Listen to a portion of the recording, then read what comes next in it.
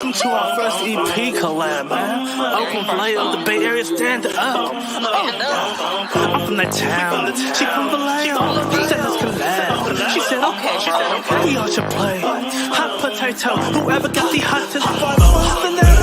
Challenge accepted. It's me, I'm the best. Like creative players on hunters, no less. The lines in your forehead just told me you stressing. Got G-O-D on me side. Ooh, he blessed me. All the lies they tell it's a vaccine. They're acting it's so bad like it's wrestling. Keep my circle so small it's insane. If you made the cut then you're part of my team. Just like blowing that plank called strikes no gutter. Attracted to the mind but I like mine's hooder. She gotta have a pretty face too.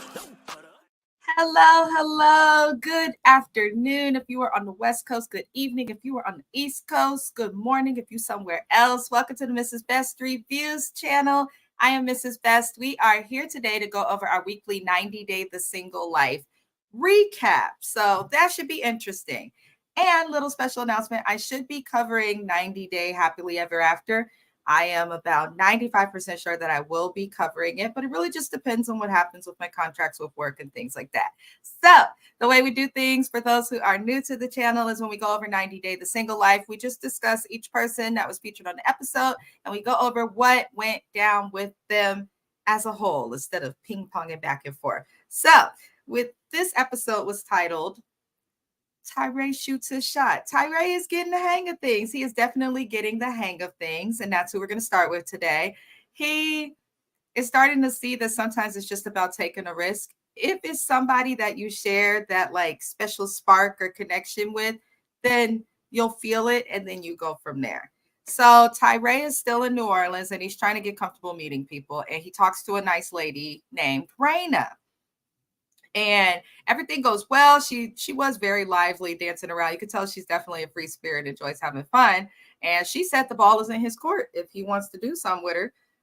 That's the female way of saying make a move if that's what you want. So, they end up going to a party because he does talk to Raina. They're giggly. And so she invites him out and they go to a party the following day. And, I thought it was funny. Everything was going okay until she was like, I like your beads, just trying to flirt and all of that. And Tyray's like, oh, you can have them, but you got to do something to get them first. And I'm like, oh, Tyray. But then my brain was like, because y'all know I'm out of practice. We're with the same person for over 15 years. So I'm just like, But Tyray says that to Raina kind of as a way to like get a kiss or something. She's like on the cheek, as you should. I know some of y'all like the, y'all truly believe in promiscuity and its truest of definitions, but others are a little more careful with swapping energies, spit, things like that with people. And it seems like Raina is. So he does awkwardly giggle a lot, but she eventually gives him a kiss on the cheek. So he made some type of progress. He's got further than he's ever gotten before.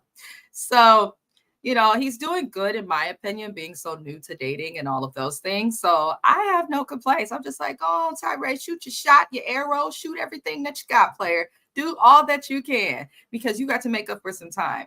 I don't think we should make fun of people who are virgins like Tyray or who don't have experience. He seems, a little more sensitive, emotional, but he also may not. For some people, they just don't do it. We shouldn't judge people for who they sleep with, whether it's nobody or too many somebodies, So Tyray tells his brothers in the middle of the party they're going to go back to the hotel. And, he's a virgin, so he's not realizing how that's sounding. Like usually I'm going back to the hotel means I'm about to go smack those cheeks. But he's actually just going back to have dinner and have some one-on-one time with Raina. Their reaction was hilarious, though. The brother was like, oh. You could tell they were trying not to show their excitement to make him nervous, but you could tell they was proud. They said, we getting somewhere with this guy's trip.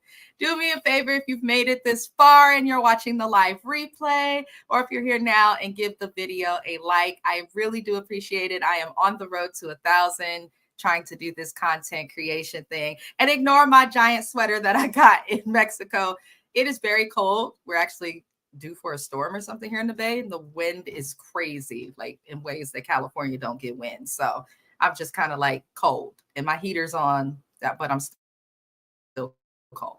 Anywho, you guys, continuing on, Tyray and the girl, they go and she says in the confessional that he would make a good partner, which is what the last girl who dealt with him said as well. But when she asked if he thinks that if she would be willing to do long distance, that's where she's like, she doesn't know. It's too soon. I don't think that means that the girl is not interested. I think that means it's too soon. I've known you for 48 hours and you're already discussing a long distance relationship. Tyray just needs to learn how, as my husband says, to ride the wave. Just go with the flow, dude. Just go with the flow. That's the best thing that you can do, because then she might get attached to you and then you might end up in a long distance, but just go with the flow.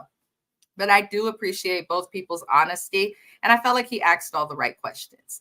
So what we're going to get into next, the next person is the person who gets on Mrs. Best's last nerve that I've got, and that is Natalie. Now, the last time we saw Natalie, she was actually taking the time to break up with Josh, which I think is smart. Honestly, they just did not seem like two people who really get along, if that makes any sense. So, I also feel like Natalie is a gold digger. I've said this before, but it's been weeks in this episode that we're seeing her that she's been broken up with Josh, and she seems to be doing okay. She still got the car and the house and everything that Josh got her. So she seems to be totally fine, but she's on her way to the fertility clinic because Natalie is now focused on having a baby, y'all. And I don't know. I think there's nothing wrong with having a child on your own. I always say if I was single, or if it doesn't happen for me and my spouse, I'm open to adoption or stuff like that. But I also don't think there's anything wrong with being a single parent if you're able to. There's lots of celebrities and people doing it. So I feel like if you can afford it, do it. But if you have to have another man help you to find a job, a house, and a car, I don't think you should be in the fertility clinic, Natalie. I just don't. It just felt like something she did for TV. But I also empathized with her story. It sounds like she's been pregnant before. I might have had a miscarriage. She seemed very emotional by it. She did struggle with English in that moment, which I totally get, even though I don't like the lady. I've had a miscarriage. It's not fun. But what I will say that I did not like is her mom. I don't like Natalie's mom. I'm not going to say too much about her, and I understand that half of it is because she's from one, a different country and culture, and two, a different time of life. But her mom seems to be in her way when it comes to finding love and relationships. Her mom probably knows what's best for her, though.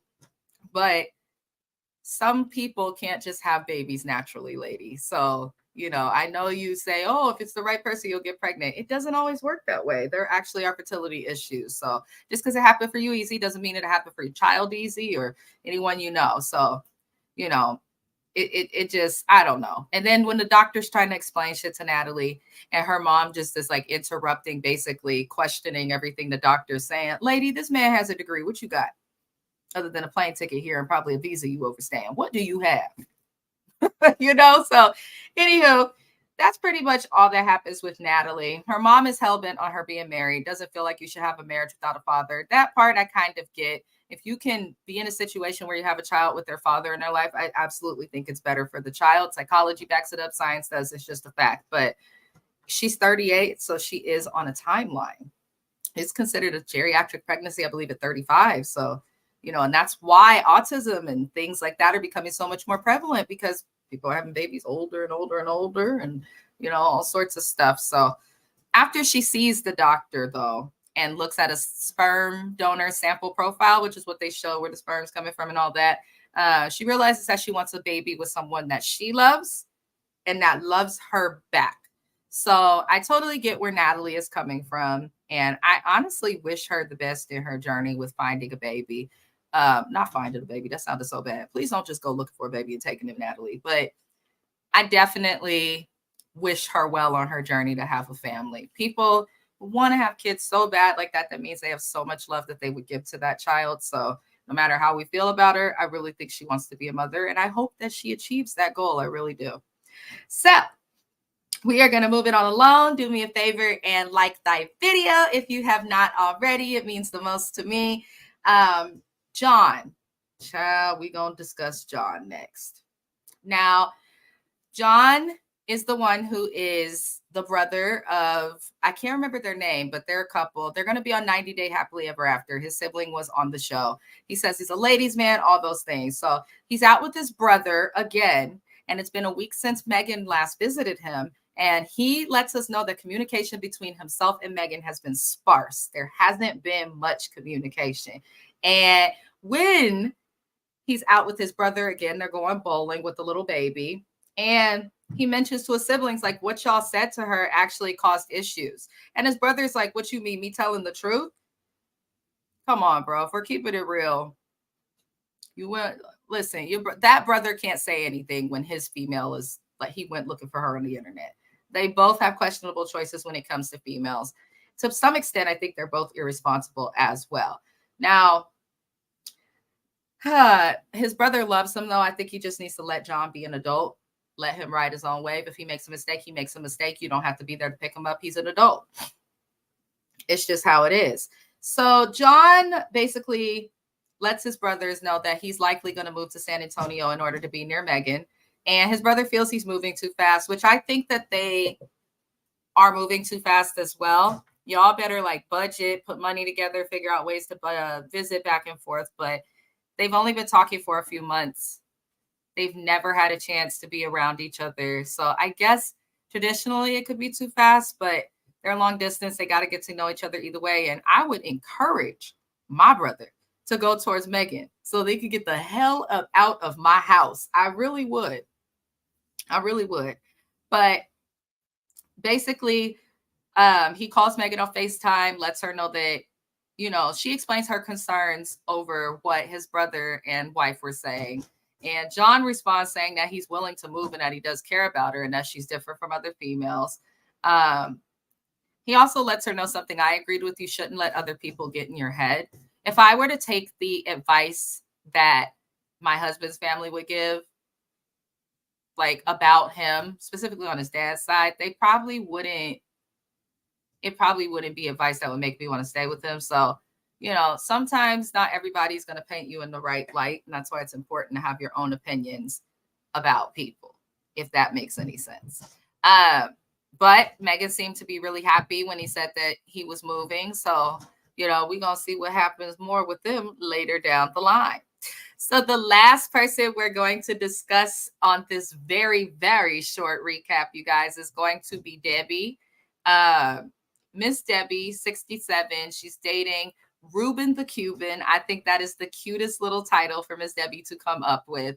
And basically things are going well. Ruben has to take care of his parents. You know, they've gone on like maybe one date, not even too many. She's coming to Miami. This is their first time meeting. And, you know, older people are going to discuss what they have going on, what they want, and then kind of move differently than the under 50 crowd. It's just a fact, because they don't, what does my Nana say? We don't got much time left. So like, I guess that's why, but I think it's good because they know what they want out of the relationship. Now, Debbie's son is with her, and the son is questioning Ruben.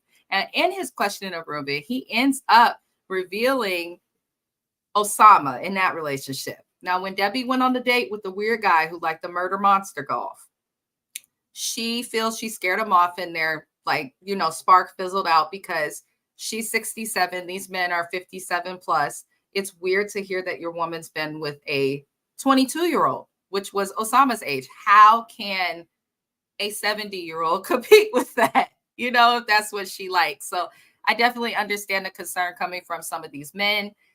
Debbie is basically outed by her son, though. He says she's thinking of moving out to Miami if need be. Her son kind of painted her to be like a little bit thirsty and just like overly zealous for love. And he also reveals that Debbie is still sending money to Osama's family, which really concerned me. Debbie seems like a really sweet, genuine person. And those are the people that usually fall for scams, or people like Osama who were literally using her to get American citizenship. I don't think she should send those people anything. I really don't. Because they were kind to you because they wanted something from you, not because they actually cared or wished you well. And that's what you have to watch. And not everybody from other countries is like that. Not all immigrants are like that. But in Osama's case, it was shady as hell. I don't understand why her son said that. It's almost like he wants to sabotage her. Your mom is a gem and she deserves happiness. But I do like how Ruben made it very clear. I don't need no money from your mom. He said, I don't need a mother, you know what, thing from your mom. Ruben's understanding to the questioning, because he's obviously big on family. He left his home to move in with his parents to help care for them. His mother's in the hospital, but this is too much too soon. Debbie should have allowed her child to come, but she should have told him not to question them like that. She did. Yeah. I just didn't understand it. And I can't stand fucking police. And her son's a cop. They're doing the spray painting. Y'all got permission from the owners to do this? Why is that your concern? What you gonna do? Call and tell on them? Like, they're painting positivity. They're not doing anything to hurt anyone. You're not on duty. Relax. So that's all I had to say really about this recap of 90 Day the Single Life. It was kind of a shorter episode, honestly. It was extremely short, but you know, what can we do? We will be back again next week to do the next episode of 90 Days of Single Life. We do them once a week. I am working and handling some things. So some days they'll be on Monday. Some days they'll be on Tuesday. I don't know. Today it was on Thursday, but I will always do a recap weekly. Stay tuned on the channel after this video ends because we will be having our Real Housewives of Beverly Hills reunion part 1 recap. We're Watch Your Mouth Reviews, aka James Jackson, renowned author and my bestie. We will be going over the latest episode. Be sure to tune into that live, give your opinions. If you're watching the live replay, we appreciate you too. Be sure to like the video. We will also be discussing today on the channel later tonight the Where is Wendy Williams documentary, the controversial mess that it is. We won't be doing a full recap, but we're just going to give our opinions and have kind of like a video podcasting thing on screen. So without further ado, we will end this video of 90 Day the Single Life by playing a music video, as we always do. We try to play music to support independent artists on every video. Today, we will be supporting Bay Area artists Also Best and Be Money, Be Manifested. We will be slapping their music video and the lead single from their EP, Tenderly Manifested. So you guys have a very good evening. I hope you tune into our other lives, and I'll see y'all again next week.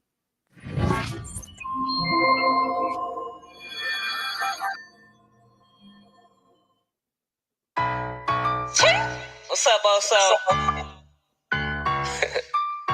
Hey, what's this they talk about? It's a drought. Like, what we say?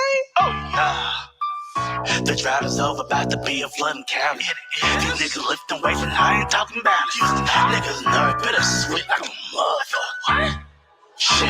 Looks like me, this shit. The drought is over, about to be a flooding county. These niggas lifting weights and I ain't talking about it. No, niggas nerves bittersweet like a motherfucker. I'm the bear, I'm the best and then so. Heard them shots round the block, do not go there. Where I'm from, they run up, they give no care. They share no fucks, and don't be acting like you better shut the fuck up. Go hit that whip, hit that facelift, that is ridiculous. Stay out the way, myself hit by matrix. Bitches just out the restrooms, ain't that some shit? Shoot up your Christian kids, man, ain't that that's what it's toxic, no place for the witch. You many let out of prison due to a mistake. Can't fully express my thoughts, I'll get canceled. I'd rather keep their pussy up on that pedestal. If I keep it 100, then they about to flip the comments. 90s, baby, got respect for being on. Nowadays, niggas is sensitive, they got their dick tucked. Booty to your element, like they got their dick. Keep a freak on my dick, that is class. When niggas only in my section, don't last. Keep a freak on my dick, that is class. When niggas only in my section, don't last. Real niggas only, real niggas only. Real niggas in my section, real niggas. Real niggas only, real niggas. Real niggas in my section, real niggas. Real niggas only, real niggas. Real niggas in my section, real niggas. Real niggas only, real niggas. Call me Lil Hurricane, how I'm flooding. Steve Urkel jeans, how I'm coming. I'm flooding. Do them like some donuts, call me Duncan. With the slaw, I leave them real cracked egg McMuffins. Oops, I ain't mean to make them sick, Robitussin. How I got up on the beat was disgusting. If we ain't talking about the drip, how we flooding. Even in the eye of my storm, I be crushing. Shoot, call my ruins Noah, cause they know they flooding. They pump it up and let it blow, no Joe Budden. In this life, you always reap the soul, how you throwing? Yeah, I'm finna bubble with these racks, but I ain't blowing. Hit them fast, leave with blast, how I'm flooding. Ask the haters why they always clucking. Dime a dozen? How I crash, I be super bad, no McLovin. I don't need a car, I got the arts, how I'm flooding. Real niggas on me, real niggas on me, real niggas in my section, real niggas. Real niggas on me, real niggas. Real niggas in my section, real niggas, real niggas on me, real niggas. Real niggas in my section, real niggas. Real niggas on me, real niggas. Haha.